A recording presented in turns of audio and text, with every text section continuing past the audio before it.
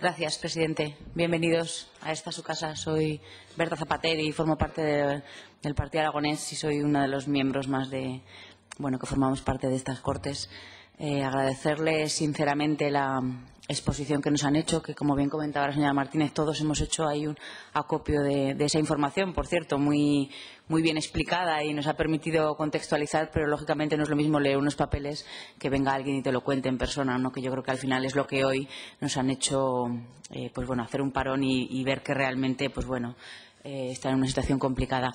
Yo querría primeramente definirlos de dos maneras, ¿no? Por una parte, entiendo que son unas personas luchadoras, si no, no estarían aquí. Por lo tanto, yo creo que eso les tiene que dar ese ímpetu que les estamos viendo para continuar con esto. Pero también entendemos que, por otro lado, tienen esa sensación de impotencia, de realmente no saber ni en qué ámbito se mueven, ni con cuánto se mueven. Y yo creo que eso genera mucha angustia. Y, por lo tanto, de una o de otra manera, las instituciones tenemos que estar al servicio de los ciudadanos, ¿no? Bueno, una vez que yo creo que eso nos han dejado bien claro la lucha que les permiten. No vamos a entrar en ese resumen que ustedes nos han planteado, que todos hemos estado viendo.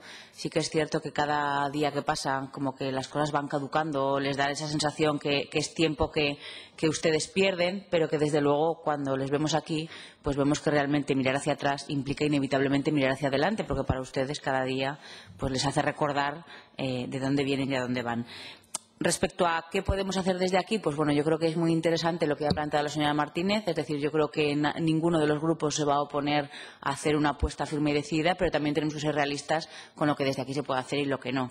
Han hecho varias menciones que yo creo que a mí me gustaría nombrarlas. Por un lado, una proposición no de ley instando al Gobierno central. Yo creo que todos los grupos, y sería un acto de fuerza el permitir que desde el Gobierno de Aragón se hace un reconocimiento y se insta al Gobierno central para que tome esas medidas. Yo creo que el que saliera por unanimidad, que no me cabe ninguna duda, le daría esa fortaleza. Y por otro lado, las herramientas que desde el Gobierno de Aragón, o en este caso desde las Cortes que estamos aquí, nos permiten. No tenemos competencias en farmacia, entonces difícilmente podemos hacer una de las cosas que usted comentaba, pero sí que es verdad que nosotros pagamos la farmacia y por lo tanto ahí alguna cuestión se podría plantear, pero no tenemos competencias para decirle a esta empresa farmacéutica que no esté en Aragón, porque no podemos.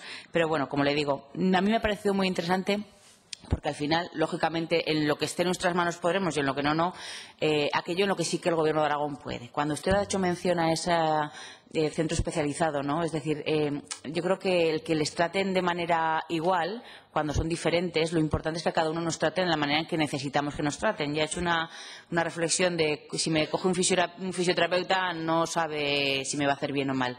Yo creo que ahí sí tenemos una herramienta importante. La creación de ese instituto, tenemos una competencia para poderlo hacer y que, por lo tanto, les den una atención especializada. Yo creo que no es una cosa que, como bien ha dicho, supone un coste económico, pero que, desde luego, yo creo que esa atención especializada se le puede dar desde aquí. Y, ya les digo, yo agradecerles, como digo, aquellas cuestiones que podamos hacer desde aquí, las instaremos en este caso al Gobierno que está en el Gobierno de Aragón para que se lleve a cabo, y todo aquello que implique poder echar una mano para que el Gobierno central tome las consecuencias o asuma las consecuencias de lo que a ustedes les pasó, lógicamente estarán con nuestro apoyo. Y vuelvo a reiterar, muchísimas gracias por hacernos mucho más humanos entendiendo lo que les está pasando.